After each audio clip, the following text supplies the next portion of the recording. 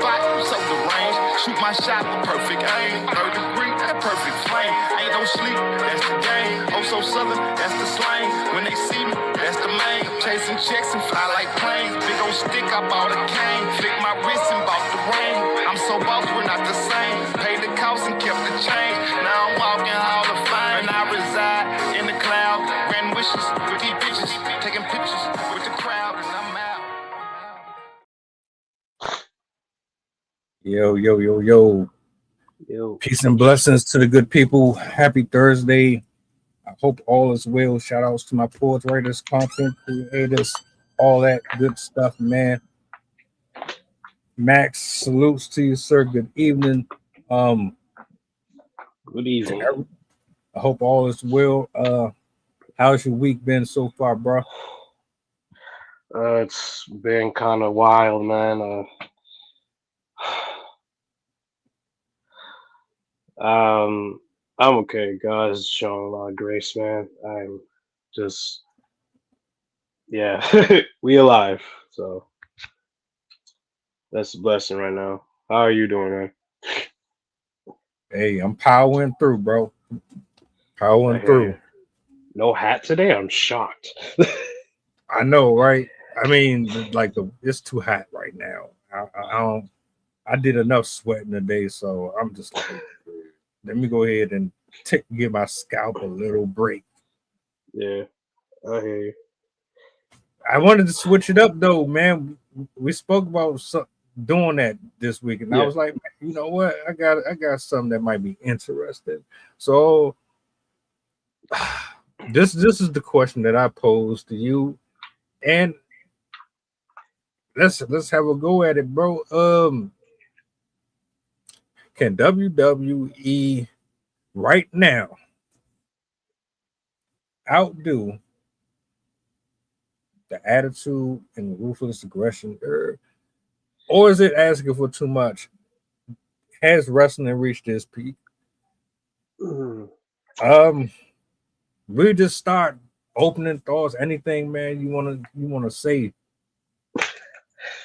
Oh man. Well, it depends. Well, if you're strictly talking WWE,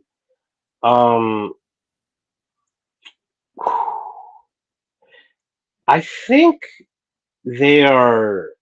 I think they are. They haven't reached the peak. I think like everything has its peaking moments. There is always going to be something that never stays high up all the time because like anything else, everything's a roller coaster. I mean, bro, if we was,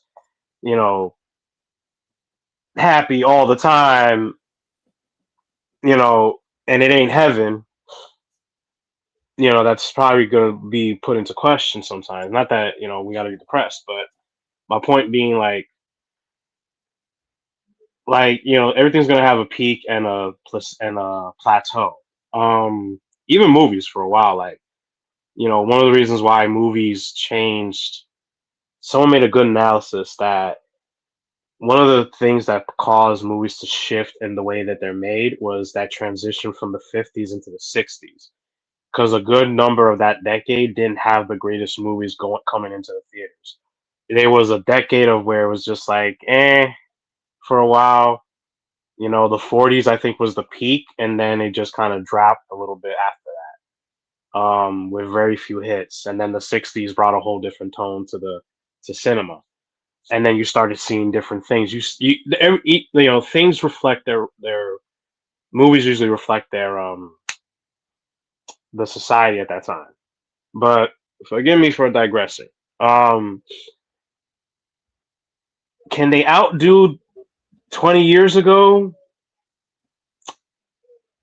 I think in some ways they could, because what made back then greater was the overall athleticism and a perfect merge of that with character. It's like they took the 80s and just added more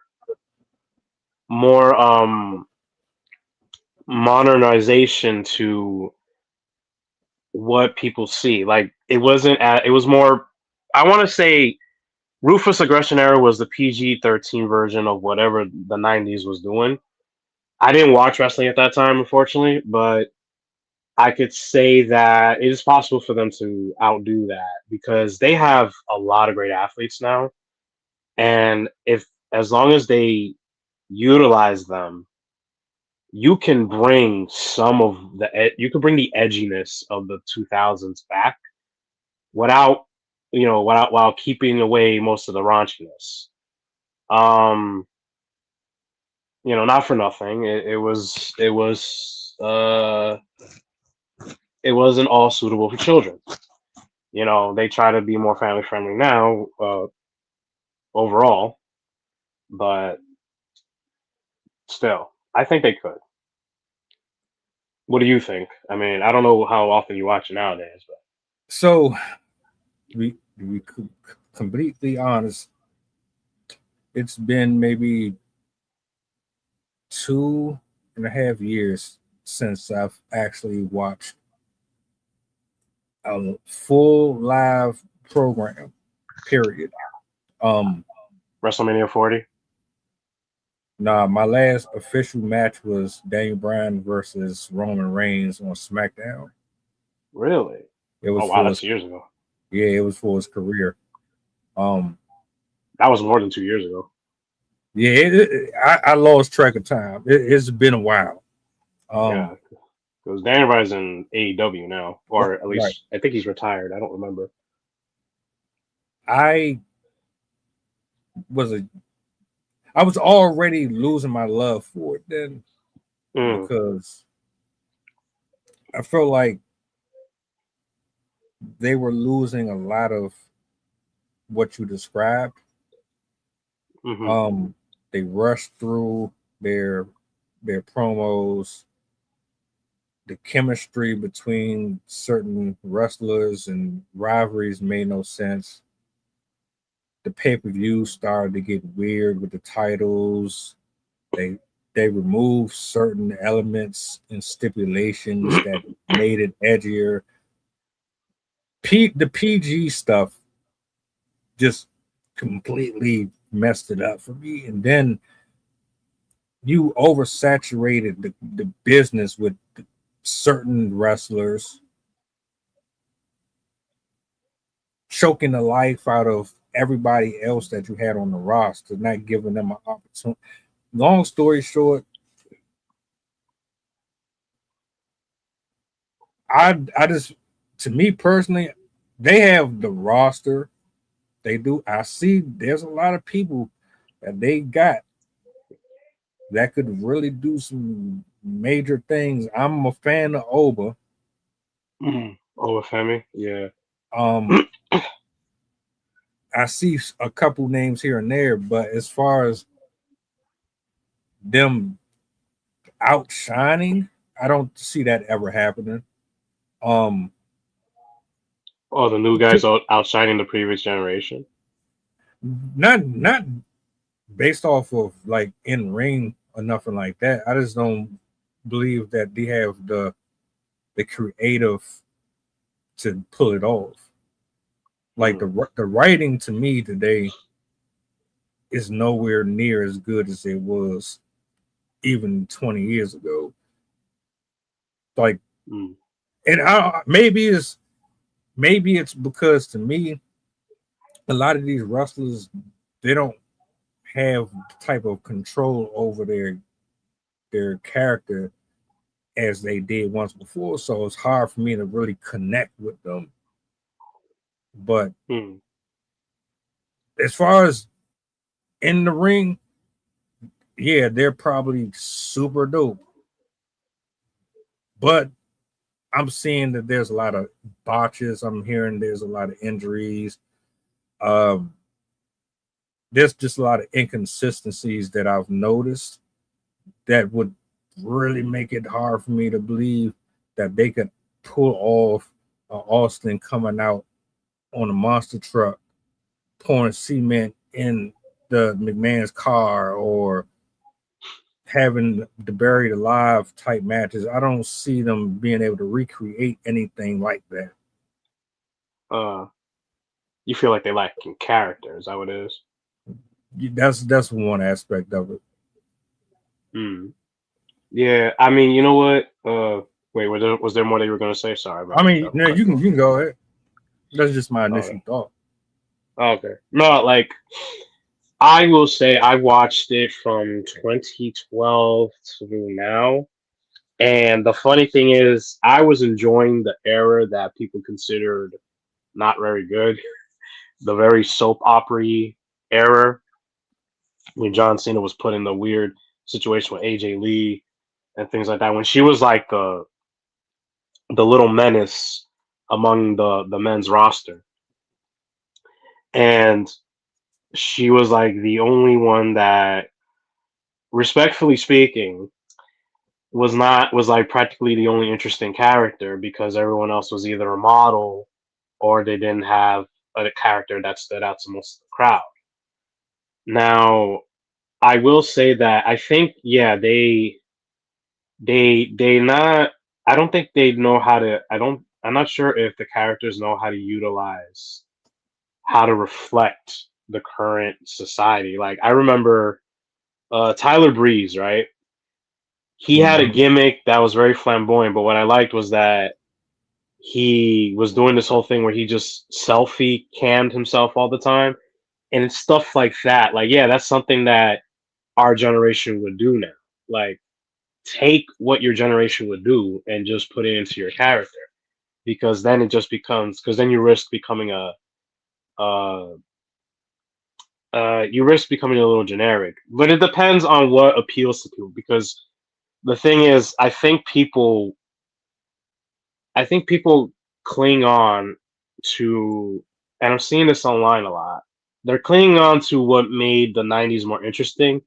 But I remember John Moxley even said this on a podcast. I think it was on Talk Is Jericho. This is when he was Dean Ambrose in WWE. He said, like, he liked ECW better because it was more fixated on wrestling and being extreme and character, while WWE was doing mainly a lot of sexual and raunchy things. That's what made them interesting because they were catering to a very hormonal demographic.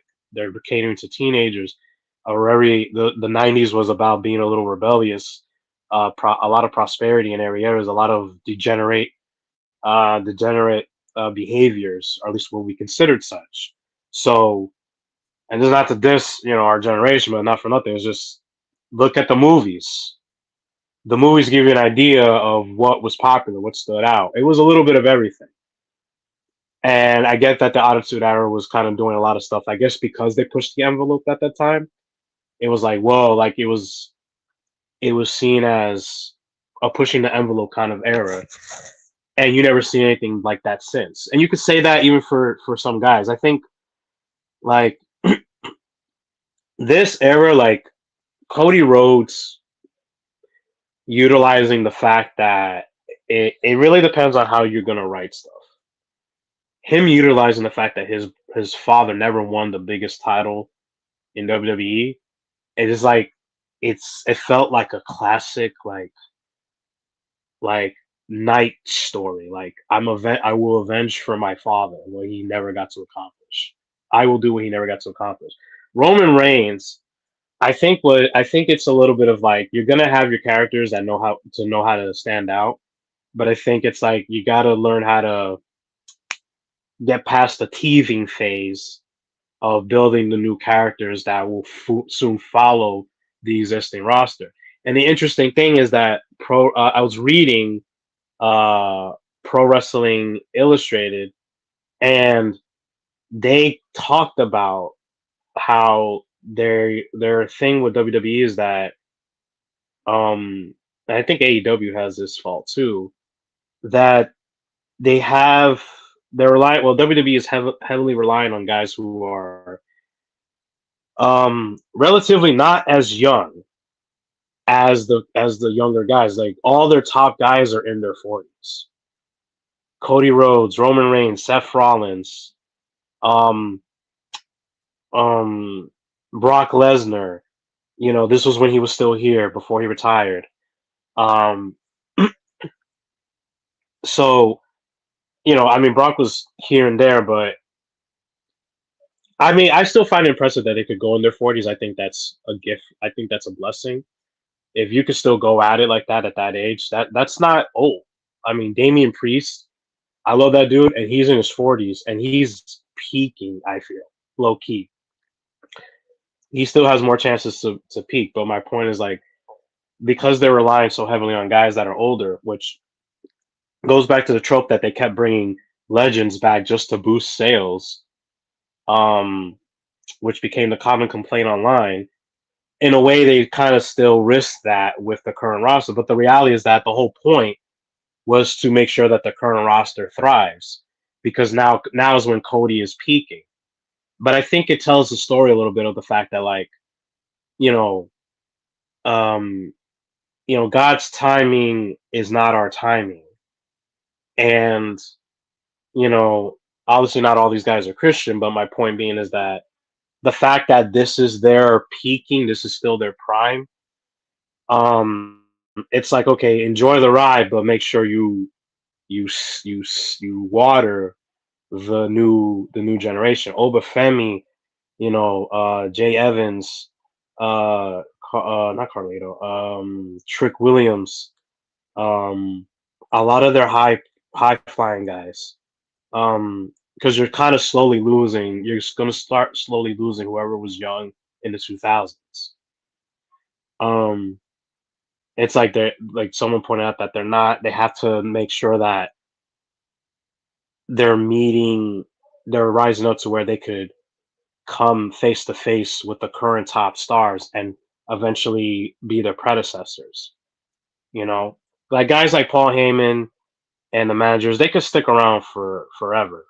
Paul Heyman is a huge asset because he's the managing side, and he even said it himself. He's having fun. He gets to be creative without too much of the responsibility. He's able to give input without having to be the sole responsible one for everybody's outcome. But he's able to be a mentor. He's able to bring his genius from ECW and still not have to be in charge of everything. And it's just a matter of knowing how to make sure that these guys elevate to where they need to. I think they're trying to. I think they low key are trying to. It's just, for me, I personally think that I would like to see WWE consider treating their sport a little bit like a TV show for a while, like Lucha Underground did, because they did seasons. I think it's just a creative burnout. From my perspective as an artist, I think that's the burnout because even the most visionary guys in the industry have a peak and they have a plateau.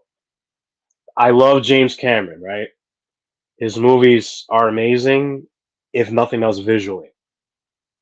To this day, Titanic is heavily more celebrated than Avatar. Avatar is just good visionary material for his fan base.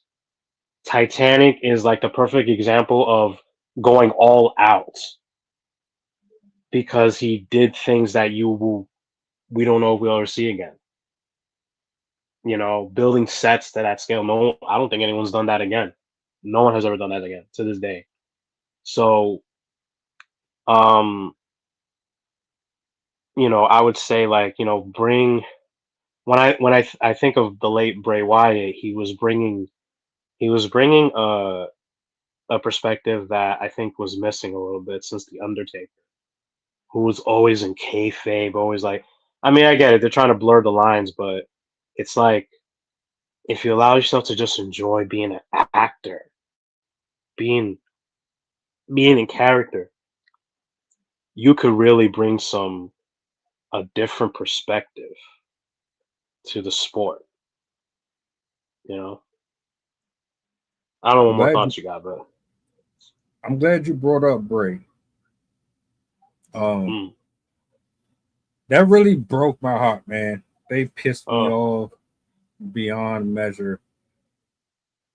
That was a rare gem, and they absolutely dropped the ball 100% with that in so many ways. When I think about character development, engaging the audience, in-ring psychology, theme music, overall gimmick, relatability, he was the closest thing to it that I had seen in years. And I mean years. And y'all just so fixated on Roman Reigns,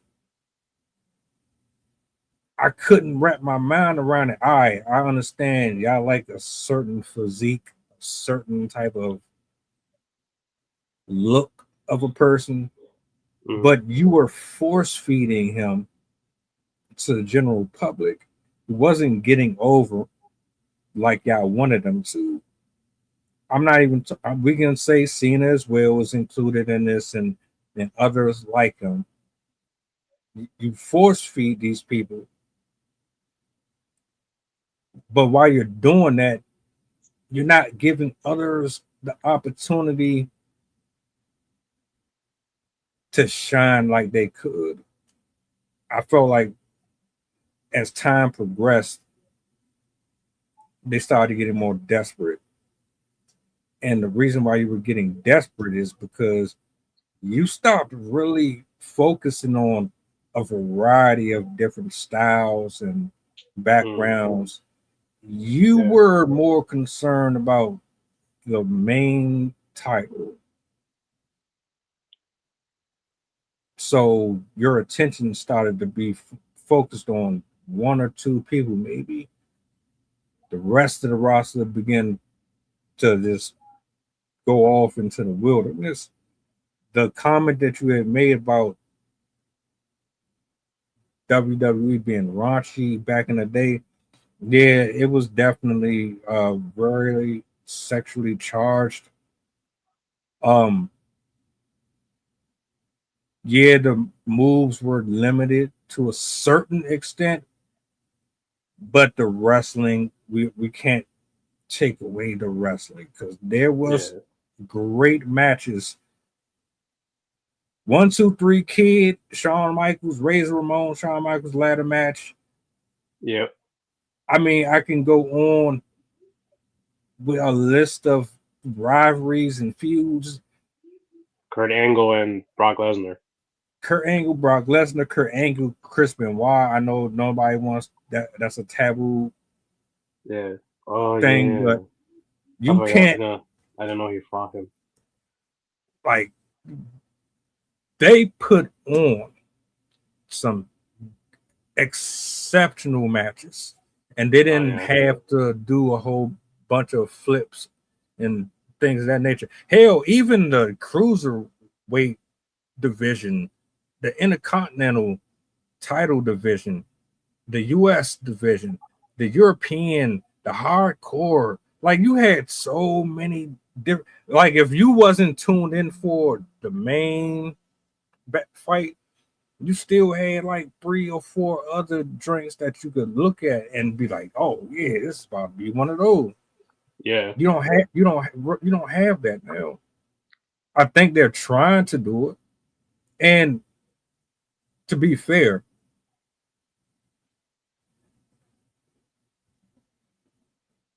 if the roster or like the setup they have now was back then, they didn't have the women's tag team titles back then. If they had that back then,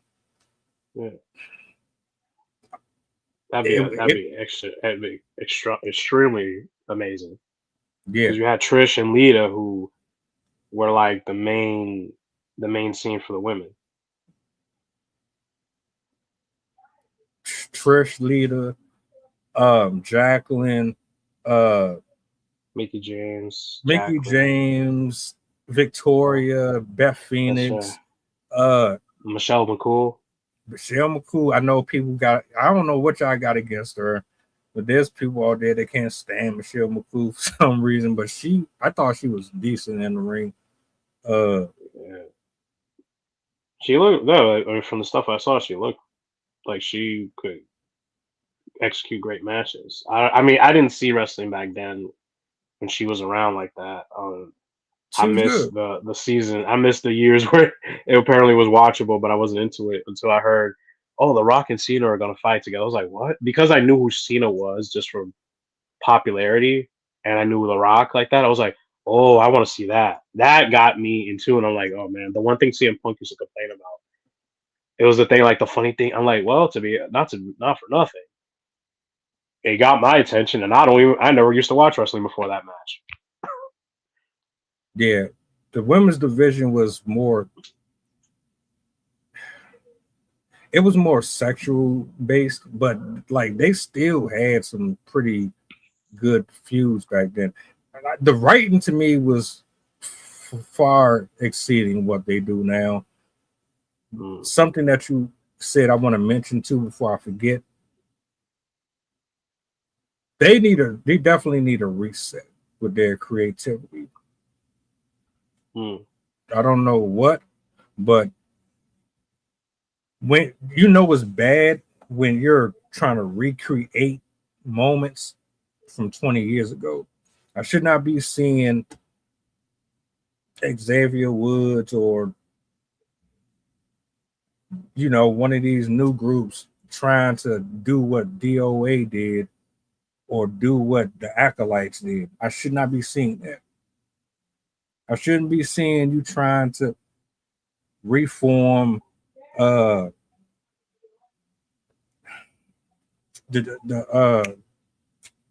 don't know how I just let it slip. Not DX, but the group with Triple H and Batista, Orton, and Oh, Ric Flair. Evolution. Evolution. I shouldn't be seeing that. Y'all had the Hurt Business. The Hurt Business was fucking fire. I dug that. I dropped the ball with that. It's like, oh, but they became the New Day. no. They ended up splitting, leaving the company, going over to AEW. The thing with the New Day was I didn't even like the New Day when they started that BS. They only grew on me because it was kind of funny. Yeah. They made it a little humorous at some point. And then it's like I wanted to see more serious black champions, black wrestlers. I don't want to see a whole bunch of this goofy stuff. Yeah. I think they need a whole reset with their writing. Oh, for real. And I don't know. Yeah. Yeah. No, I hear what you're saying because that's the common complaint. Apparently, it's been circled around that they're using AI to write stories. I'm just like, bro, AI can produce very generic things. It's a good tool. Like I use ChatGPT to help me with a script idea, like for ideas. I have a whole project on there that I'm like, yo, help me figure this out. What would this look like? It makes it sound like what I'm saying is like, oh, that sounds amazing. And I'm like, okay, I do think what I'm coming up with is actually amazing. Personally, but it's like AI is not going to produce the greatest writing. It can give you an idea, but I wouldn't solely rely on it because someone actually made an analysis that when you write strictly with AI, because this is when the writer's strike happened with the Screen Actors Guild, Writers Guild. They were talking about how like they used Wednesday Adams show as an example. The way the writing happens with a person versus what AI produces. AI ends up telling instead of just showing, while real writing is showing without telling, because that the acting will tell you what the relationship is between each character. AI will generically expose things that is the actor's job to show. And so they run the risk of that. I don't know how far that goes. That's the rumor that goes around. I don't know how true it is. because a lot of things get said now. Like dirt sheets will produce a lot of stuff, and half of it may not even be true. That's I know another Triple thing. H. I know Triple H talks about it. Like he's always like, the internet's gonna say what it wants and things like that. He would throw, he would make comments about it. And the funny thing is, I remember CM Punk talking about how years ago when he was a heel with Paul Heyman, 2013, I believe, he they made fun of when Jerry the King Lawler actually had a heart attack or cardiac arrest on TV. I think I remember that. And he had I come watched. back and they made fun of it. And their comment was, you guys always say you want the attitude era, so I'm bringing that kind of behavior back. And everyone thought it was not funny. Now, I don't know if he was just being careless or he's actually making a point, because there could be an argument made about CM Punk, aka Phil Brooks. Apparently, he gets bothered by people using his real name, but they're really utilizing the history of these guys. Like now that he has his beef with half the people, apparently, it it brings new life to the storylines. Like Kevin Owens and him on last week, they had a great promo going back and forth because they had the history for it. And when you let people use a little more of their personal stuff without being too personal, which I think is what they're actually trying to do now with the writing, it works. Sometimes they go too far, and they could get like slapped on the wrist for it. But when they let them do that, it helps the stories tremendously a little bit, because now you're bringing some reality to the situation. If you're not doing anything else, if you're not creating an extravagant character, bring some reality to what you already are. That's cool and all, but where are your? Like I said, I ain't watching in a few years, so I Mhm. can name a small handful of people. I was happy to hear AJ Lee came back, but like I Mm. don't know what's going on with that. I think she's just part time, but it was great to see her back. I seen Paige came back. Don't know what's going on with that. Tag Um, team with Brie Bella, but that kind of, I think they lost the titles. I was surprised that they just threw her in with her. I thought Paige was gonna do something else, but there's always room for her to do something else.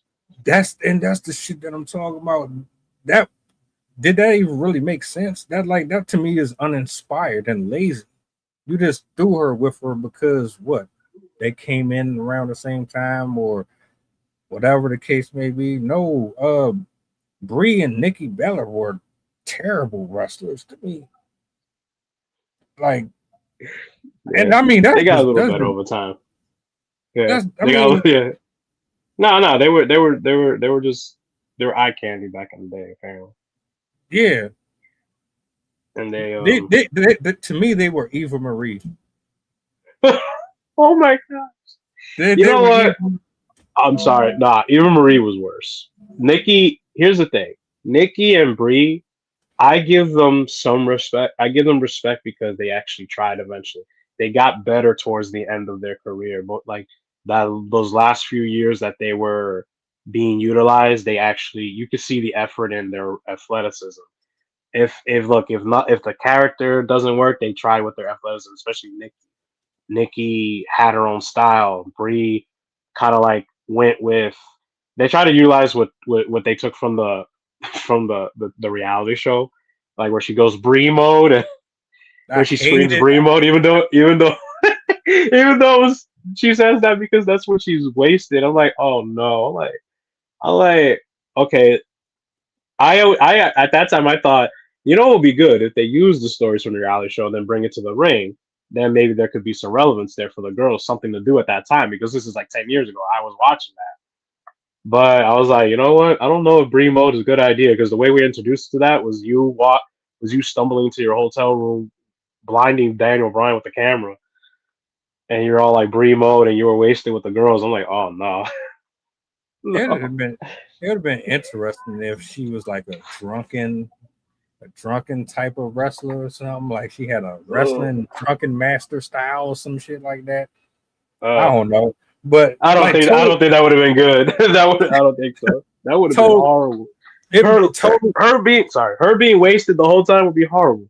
not. I'm not saying like literally be drunk, but like I'm thinking because it's making me think of like Tekken or something. Like you got a character that just has like this kind of a wrestling like fighting style that made them look like they were weird, but it was Mm. their thing. Like Santino Morella, Oh you yeah. know, you know, you know, Cobra! this shit right here don't do nothing for real, but Yeah, it's it funny. worked. It Yeah, worked.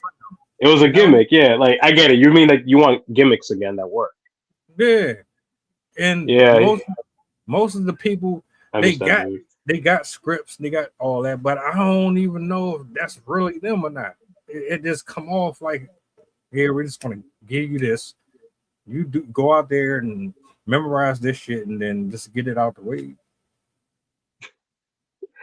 Yeah, I see what you mean. I gotta be honest. Like I miss the characters that are like not like their real counterparts. Like it's like I see what you mean. Like Undertaker was always Undertaker.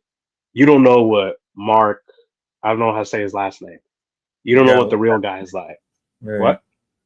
You know, Calloway, for Calloway, yeah, my bad. Mark Calloway. You don't know what Mark Calloway is, and he's actually very chill. But as Undertaker, he was just stone cold. Looked like he was gonna kill you. You know what the funny thing is? When you talked about Roman Reigns back in the day, there was a point I would have never predicted Bray Wyatt dying at such a young age. But when I saw him and Roman Reigns face off in the back, I think they were about to have a match because this is when Roman was in the Shield. I was looking at them and I'm like, you know what? I could see Roman being the face. Like, I think the problem was that they didn't let him just be intimidating looking. I think because they were such in a hurry to do something else with him that wasn't fitting to his demeanor that it didn't work. Because for me, I looked at those two and I'm like, I see him as like their version of Batman because he was just quiet and just, I'll see you in the ring. Like he'll just talk when he needed to talk. And Bray was just there like, you are very interesting. He had that type vibe to him, even though he was Swamp Guy. And I was like, that's not to endorse evil, but I love that they had that vibe. They had like a Joker and Batman vibe just from that interaction. To me personally, I don't care what anyone says. If you look back at their backstage interaction when they were still coming up at the same time, I just saw like I could see these two being the faces of the company because they were literally looking like yin and yang at that point. And like I couldn't say Austin and Rock comparison because they were a completely different vibe.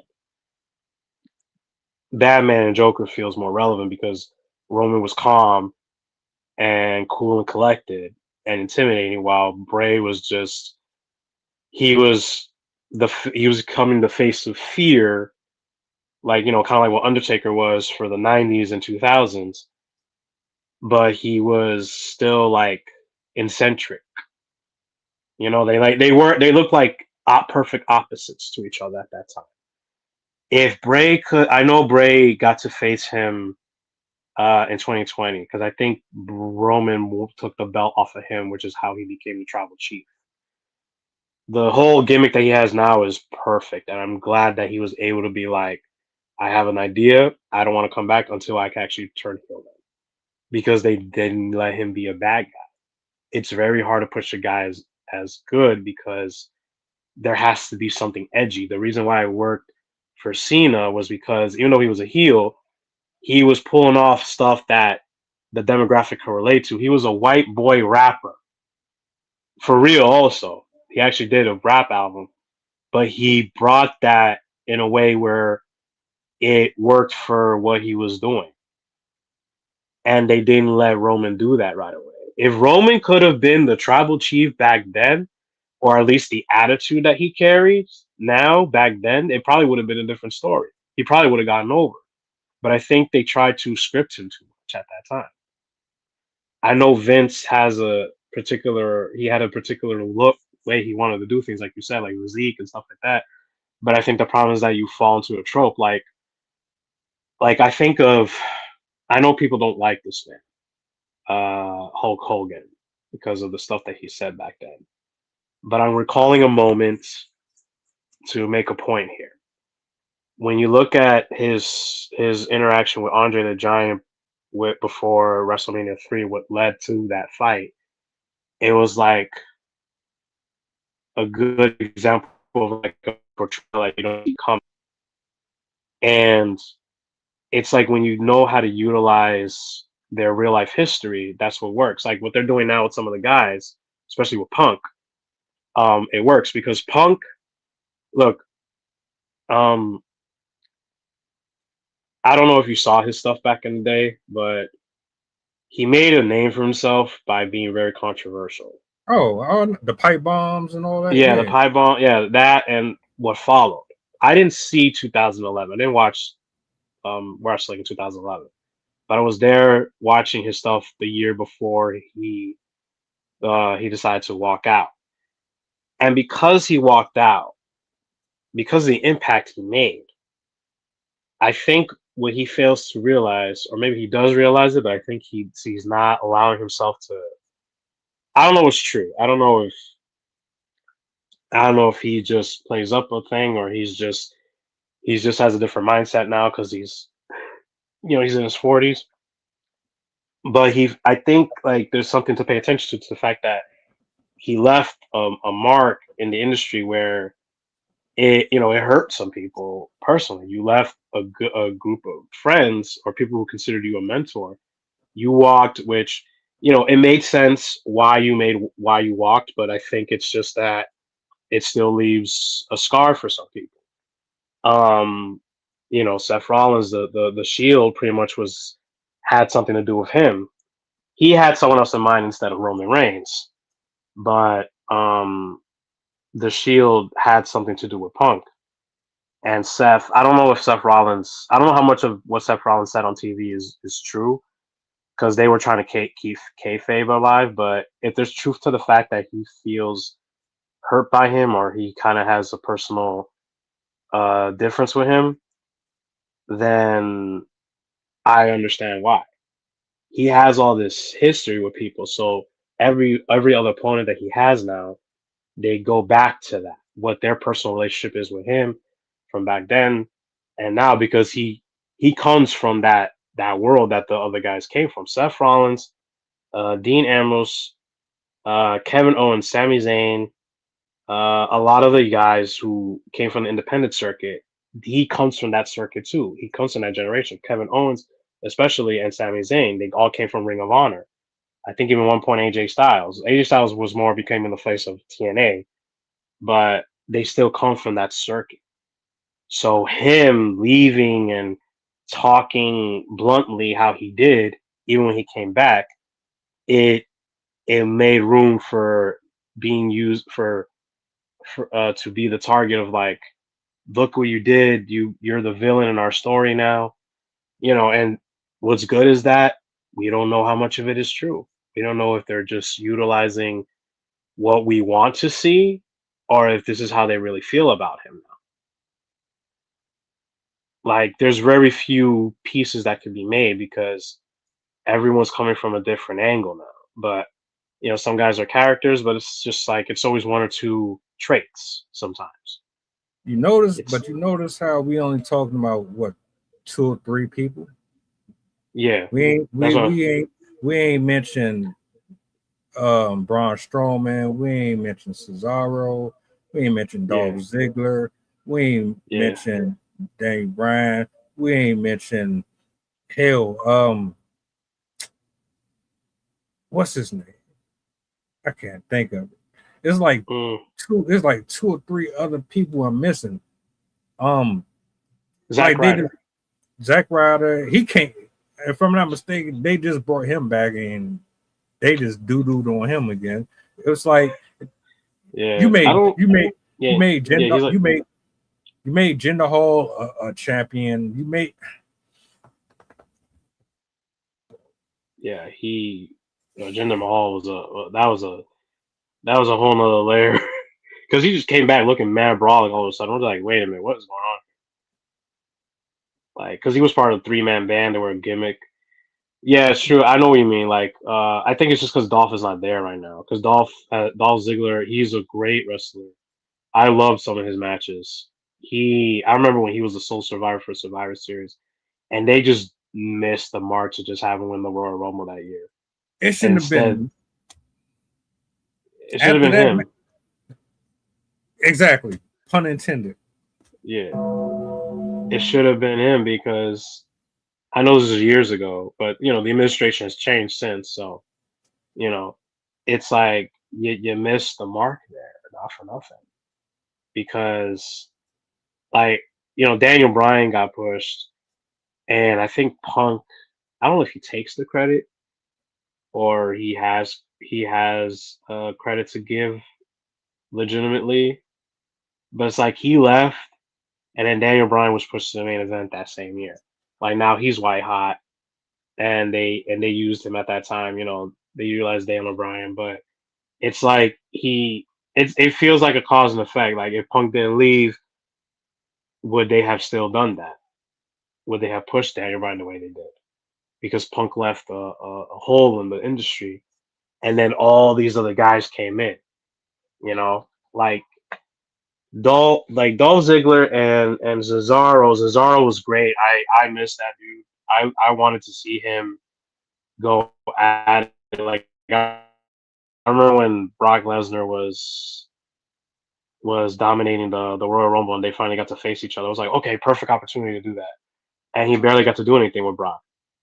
It's like whoever staged it at the time, it's like, bro, let them have some moments. I know that Brock Lesnar's a beast, but it's like let other guys have something. I remember I saw a live event in MSG where it was Kevin Owens versus Brock Lesnar for the Universal title, which I was shocked to see Brock Lesnar at a non-televised show because he wasn't wrestling all the time there. I think at the time, and it wasn't a long match, but I love that Kevin Owens was able to do something. But I'm just like, I wish it was longer. It was like literally 5 minutes. And yeah, I know what you mean. Like we talk about 2 or 3 guys, but I'm going by the fact by who's still there because Dolph is not there. He's Nick Nemeth now. I think he's in TNA or somewhere else. He left a couple of years ago now. He's been gone. Sheamus left recently, and I love Sheamus. Sheamus is one of the few guys who's like you can kind of. I believe his character is very much him, like Celtic warrior. Like I'm always ready for a fight type of stuff. Like he just brought brute. He just brought like a brute. Like I'm ready. Bro, he Sheamus is the only one that should have had that type of a character. Drew McIntyre should never have had that shit. That whatever that he should have stayed. The Scottish psychopath thing. That I bullshit. don't feel it. I don't feel. Bro, he should have stayed the chosen one. Mm, The chosen one was it. I gotta look And that back. Yeah. And the chosen one was the one. Him and Cody, when they were tag team champions back in the day, Cody was a better version of himself then than he is now, in my honest opinion. Before he left, before the Stardust bullshit, before he went over there to AEW, We had the mustache. he used to stare in the mirror and all that shit. He conceded as Cody. Yeah, I he had like that Rick Rude. He had a Rick Rude vibe. Yeah, but for some reason, they be tampering with stuff that they should just leave alone. Baron Corbin. Oh yeah. He came back. Actually, he came back. He got a title, right? Yeah, he beat I think he beat Trick Williams for the US title. I heard it was a good match though. I didn't get to watch it, but I heard it was a very good match on SmackDown. Like he came back now. Sometimes that just happens. Sometimes guys just need to leave and come back. Because Cody benefited from leaving. But yeah, had they kept him being the chosen one, that probably could have stuck. But now he's like his American Nightmare gimmick, I think is just it's his way of being a company face while not being John Cena. Um, like he's very patriotic and not in the military, like because John was more like military type, patriotic because he's a product of post 9/11 situations. Um, with the war in Iraq, so he had that look like he could look like a military guy. Cody is more like he's like Superman for wrestling. Just that look because he has a cape. He has like this. He has like this king, fighting king type vibe. He's like, Just because of to the way me, his fit is. to me, But I think he's it's like still like because it's a trip. Is that being mixed with being a tribute to his dad? I think that's what it is. Sorry, what were you gonna say? He comes off like a born version of King Booker to me. Oh my god! Like a boring version of King Booker. Yeah, like because you described him like he's like this post-apocalyptic president that's supposed to save the world from the aliens or some shit. I didn't think about that. Yeah, he does sound like he does look like that. Like I keep hearing people say he born now. I could be wrong. Yeah. Well, no, it depends on who you talk to. I still find him entertaining. He's becoming edgier though. I think it's like when the character can become a little stale, he's becoming more. He's allowing himself to be more angrier, more edgier now. Like he's dealing with Randy Orton. Like he had a good comeback to him, where he's like, look around you. You are the last legend in this industry right now, and you call yourself the Legend Killer. So here's a question: who kills you? And we're like, oh dang! And it's like, wow, that's true. Like he's the last guy from 2004. He's literally the last guy from 2002, 2004, because everyone else has left, has retired. John Cena retired before Randy Orton, and I'm pretty sure. Well, actually, no, it makes sense because Cena predates. I think he predates Randy Orton if he came in 2004. So and Randy could still go. The dude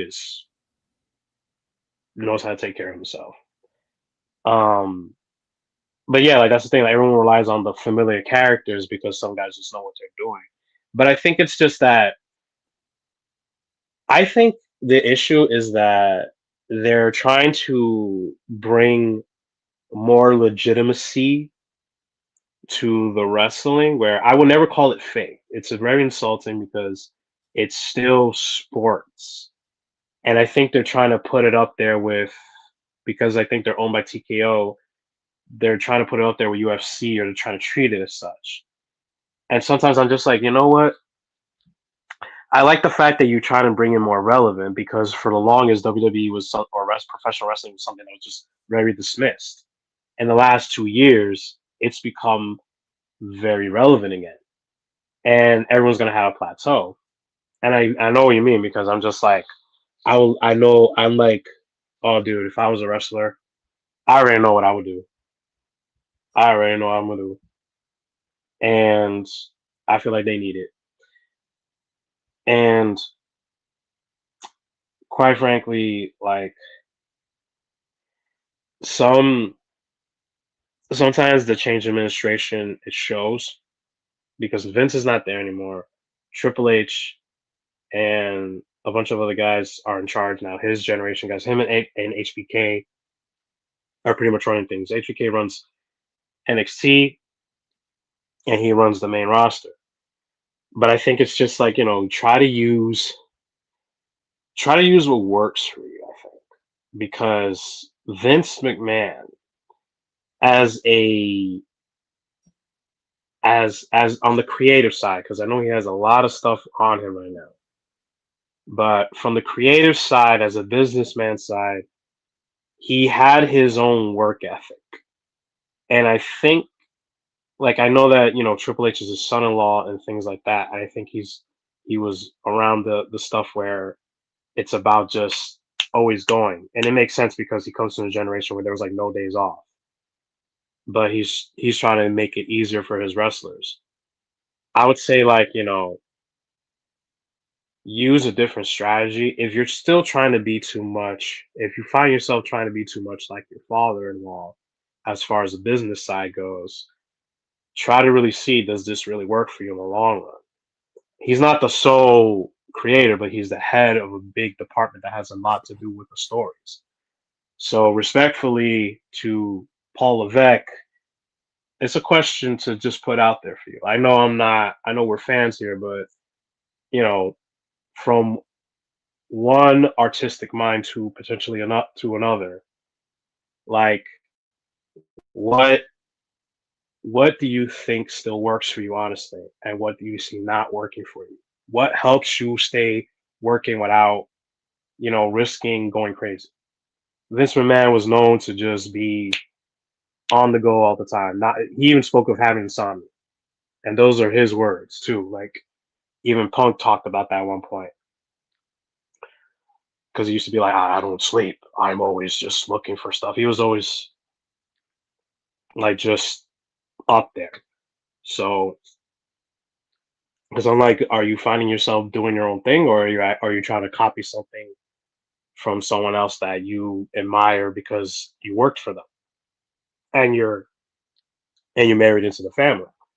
You know, not as a diss, but just as, like, something. It's influence. Like, how much of the influence do you see yourself taking from versus what you are individually bringing to the table that works? If there's not a balance there, then it's something to reset on. Because now I heard Raw was good and SmackDown was good. I haven't watched it religiously because life gets in the way. I miss the days of watching it religiously, but I try to keep up as best as possible. And I think they're trying to transition properly. It's just there's a lot of teething to do. I think. I mean, this is there are guys who just straight up will say this show sucks and this guy's to blame. And I'm like, you know what? Looking at the stuff that is working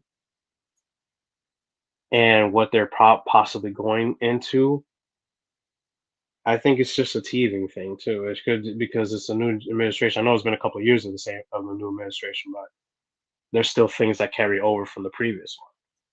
So I think until the entire new administration is in charge, you're probably not going to see a dramatic change yet. But it depends. Like, are you looking for a recreation of the past, or are you just looking for something that just stands out? Something for the fans to ask themselves. I'll end with this.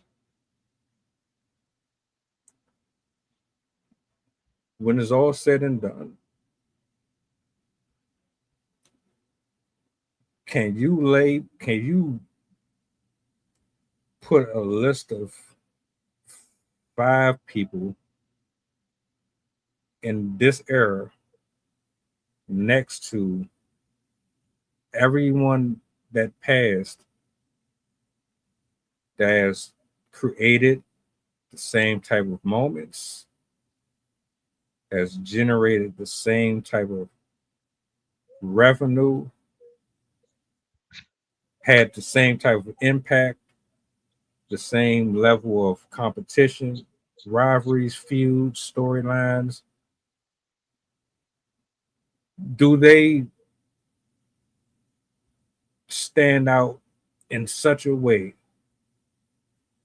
that when you had this argument, with entirely new group. This is who I remember for doing this and doing that. They would never be able to get in the ring with this person or that person. It would be eclipsed completely. I can only name or think of maybe potentially one or two people that anybody would really ever mention. It's going to be Roman Reigns because, well, they made sure that they were going to shove him in everybody's face. He broke records and all types of shit. They're going to name him, and I can't really think of nobody else. Like, I'm trying to be unbiased with it. I'm not talking about people like Orton and Brock and them. I'm talking about from when the Shield got there and up. Is there anybody that stands out that you could say did anything anywhere near as remarkable as what the Attitude or the Ruthless Aggression did? Guarantee the answer is no. I think the argument would be, for me, I think it was Bray Wyatt. For me personally, I think it was him. I have three that I would pick, like, or maybe even four. Honestly, I'm gonna say him. Maybe this is biased, but just because of the vibe that they all brought. Him, Sami Zayn, Kevin Owens, and Seth Rollins. Bro, didn't they just shit on Sami Zayn though? They did, but well, yeah, he had a title for like 9 days, and people got really mad at that. It was like, bro, he had the top belt for like 9 days. What's up with that? But there's room for that. There's room for them to come back. It could just be it could be part of the story. I'm like, look, I'm gonna see, because he's in a storyline where it involves Kevin coming back. Kevin's a contender, and Sammy's probably gonna throw himself back into that mix because Punk came back after hiatus and took the title. But people feel like Sammy got set up for failure. But for me personally, because I grew up watching Sami Zayn, because he came out into WWE when I was like, just in college. So him, Kevin Owens, Seth Rollins is an individual wrestler, and Bray Wyatt, I believe personally, brought a different flavor because Sammy brought a more like authentic self type characters. Him and Kevin Owens. Bray kept a character alive type stuff because he was the only one that was kind of living like that.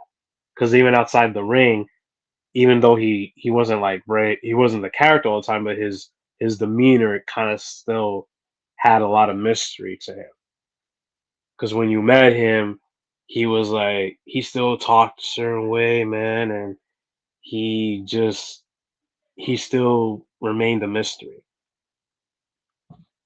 But I think people could argue that he was the standout, and it's a loss. I agree. If you're talking this generation, Seth, I think, as far as the ones that are still around, I think Seth is up there because he did a lot. He has done a lot in 10 years. I do feel like the knee injury messed him up because he was a different animal back then. He's still great, but you could still see the difference, and I don't think it's just because he's 40. But the styles, because everyone's different. If let's be real, if they wasn't friends with Triple H, they would. And like, as far as I'm concerned, Seth Rollins can kick rocks because oh my, he broke Cena's nose. He messed up Sting's neck. Like this man then handed out so many injuries, bro, and still got all these opportunities. And I'm like, yeah, it's just the Shield stuff. That's what I always hated about that whole Shield thing. You didn't like the group? I didn't mind the group. I just thought that they overly gave them too many handouts. Hmm. I really believe you had the Wyatts, you had the Shield, Oh, that was like the perfect setup though. That was like, and they botched it to me. I think the botch was not having them face each other at WrestleMania because they had them do it at Elimination Chamber, and I'm just like, you should save this for Mania, man. That's a Mania type match. Shield versus Bray versus the Wyatt family. That was a feud we wanted to see forever, man. Because they were the dominating groups. Like, I know you didn't mind the group, but dude, I'm telling you. I mean, look, as a teenager at that time, that's what Oh, they kept stories alive. They were fighting everybody. They were the big threat. Everyone's like, we I'm got to not, take them out, and they couldn't. I'm not It was saying they was great. trash. I'm not saying the Shield was trash. They weren't at all. They had great chemistry. So what was the vendetta? So then what's It the was issue that you have? my issue was they were overly handed everything, but You you felt like a still got favoritism. they were Big they were favoritism. favoritism Mm, because the Wyatts they had equal opportunity to run through a roster too, but they weren't given the same type of reverence. mm, That's what interesting. I was that's what I was talking about. It was like it started to get to a point to where you could see they were focusing on specific people and everybody else was just kind of wandering around trying to get the people's attention. It's like, come on. Yeah. The You feuds know. are the feuds are super fast.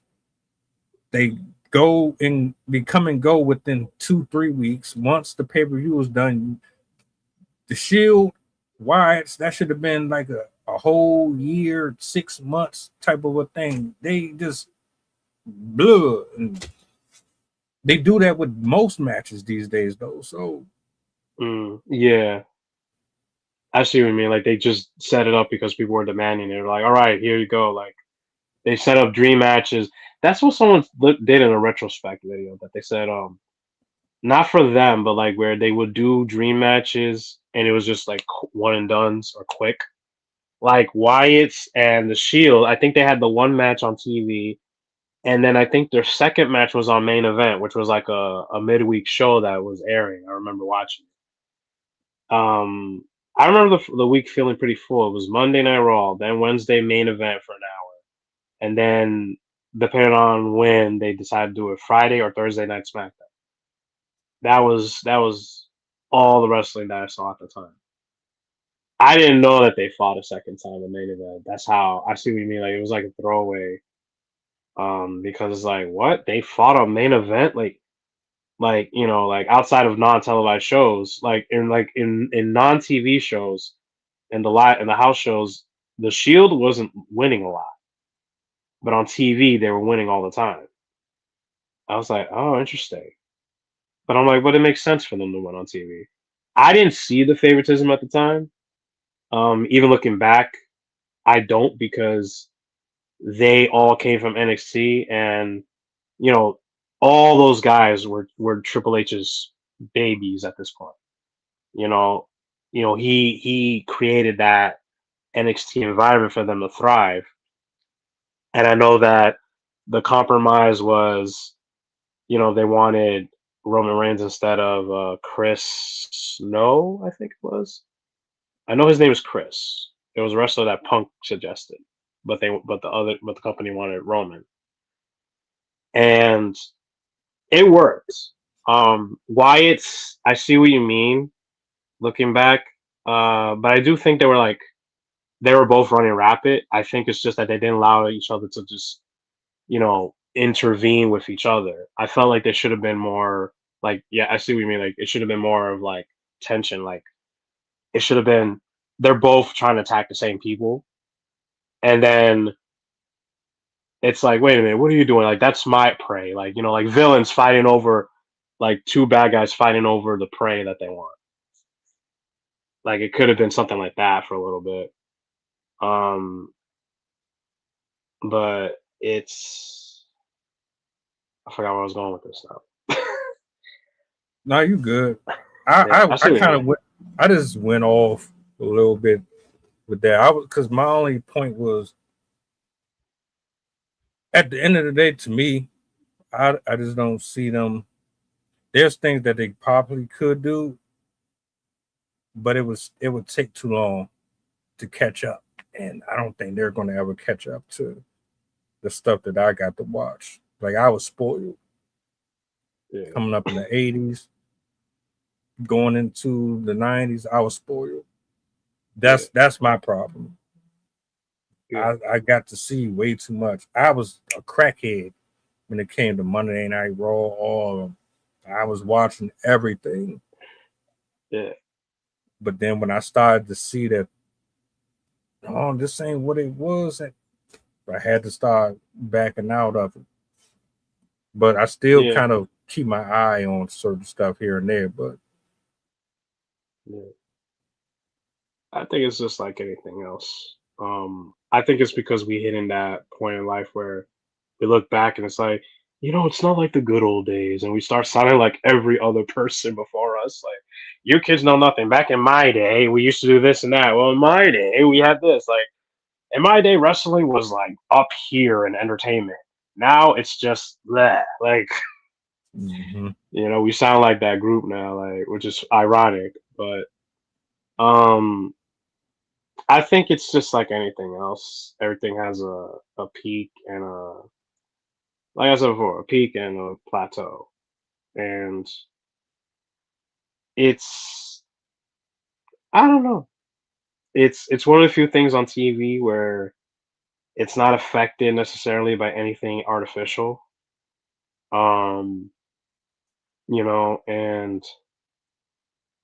it's I could see the effort in trying to be innovative in a way that wasn't before, but I think it's like try to bring back what worked without recreating without creating an era that you can't replicate, because some things are just going to be a piece of a piece of history. You can't bring back Doctor Thugonomics talking about the same stuff from 2001 and do that now, because it's a nostalgic act. Even The Rock, I heard people say that when they look back, when he came back and Cena was in his face, looking back, people believe that Cena was the better promo because Rock was relying on nostalgia too much, and apparently it showed. When they were fighting, I didn't see the promos at the time. I only wanted to see the match and the match at WrestleMania. So I didn't see the promos at the time, but I saw videos later on. I was like, oh, so this is how they were going at it with each other, because Cena was talking in a way that he wasn't before, where he was just kind of exposing Dwayne Johnson.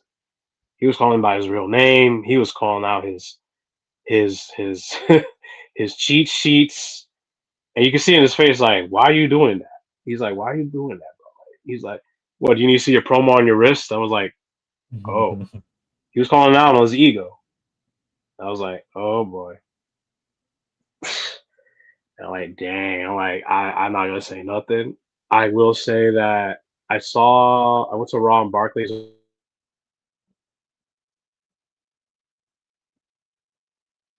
damn. The Rock is like to be in this environment.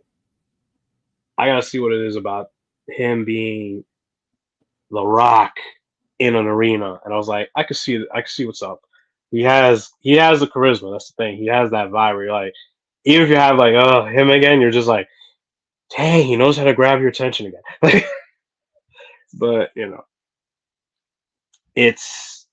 a lot of ego. There's a lot of ego, And I will say this. Um, I think it's just there's a lot of TV stages for WWE. What's good? I meant to say this earlier, and I'm sorry for talking a lot, but I'll say this. This is the most for professional wrestling overall. This is very peak because as an industry, whether you're independent or you are major leagues, you have an era that is the closest thing to being as productive,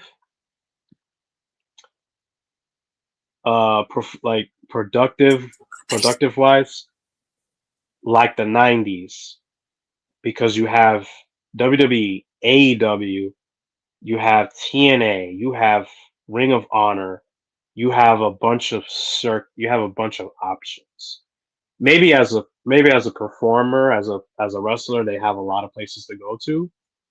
I think as an audience, in a way, we have a lot of stuff that we have the option to see. It's just a matter of what your flavor is, because everything outside WWE is seen as like, even though WWE runs the risk of being like the New York Yankees, where it's like you're gonna love or hate them. You have a love-hate relationship with them as a fan. I say the '90s, not in the sense of like, oh my gosh, this is amazing. Um, it has its amazing moments, but as far as like how the '90s had WCW, WWE, ECW, I think those are the major three. You had three major brands just going at it, trying to top one or the other, or just trying to be entertaining for people. Some stayed their lane. Two of them were trying to butt heads.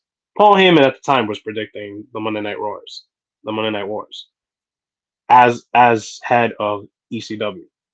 He was just like, I think they're gonna go at it. I think WWF is gonna destroy WCW, and that was in '95. That was right before they started going at it, and he saw the flaws into why. WWE, like anything else, can fall into that trap depending on who you're talking to. But I think it's just because they're established, it's easy to get a little comfortable. It's like, okay, we made it. Now, how do you maintain it? You know what I mean? AEW coming into the picture, I think, is a blessing because it gives them something to fight with. And it gives a very, I don't like to say alternative because TNA was the alternative back in the day. But I think AEW is still a bigger alternative in terms of scale because they sell out arenas like WWE does. They sell out arenas like what WCW was doing. And they have I feel like they have a vibe that kind of reminds people back in the day more so.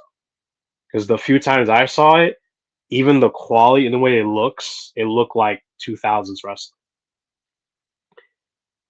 Even though they have their own thing, it's just the vibe that they have is the closest thing to that nostalgic feeling without completely copying Well, we'll see what happens. it. I wish them the best, all of them. A lot of Yeah, talent man. there. I'm the spoiled one, so I'm going to be extra critical of all of that stuff. I just thought it would be an interesting topic tonight. Yeah. I never really went there with it before, but I do appreciate you for pulling up and giving your 2 cents on everything, man. This was dope. Yeah. Appreciate it, man. It's good to talk about just different stuff, man. Just like fun stuff that, we all could fight over. Usually it's other sports for most people, but for me, I'm like, no, wrestling works for me because I'm a artist, it's the perfect blend. Like it always feels like if if comic book came to a wrestling ring a little bit, when you have guys that actually wrestle or fight like like comic book characters a little bit. For me, like when you have guys like Brock Lesnar and he can live up to the reputation of like being a beast or being like the closest thing to the Hulk, in my opinion, I'm like, I like that. That's fun. When they're like, oh shoot, you're gonna see two big dudes like Braun. I was gonna say Braun Breaker. I love that dude. I love that he is just like he is brolic and then he's speed. He's just my man's just fast. His spears are just crazy to see. The dude runs 23 miles an hour in the ring, and I'm just like always on the verge of just killing brothers there. And I hate that he doesn't get to face Brock Lesnar because he retired. I'm like, no, that was one guy you needed to fight. I love Obafemi, but that was one fight I wanted to see because Braun does things where it's like he's like Roman and Batista, but with a touch of like I want to say Kurt Angle because he does certain moves that the other guys just don't do. I like his style. So I appreciate the topic. We might have to revisit this at another point because I can think of a million different things to go into.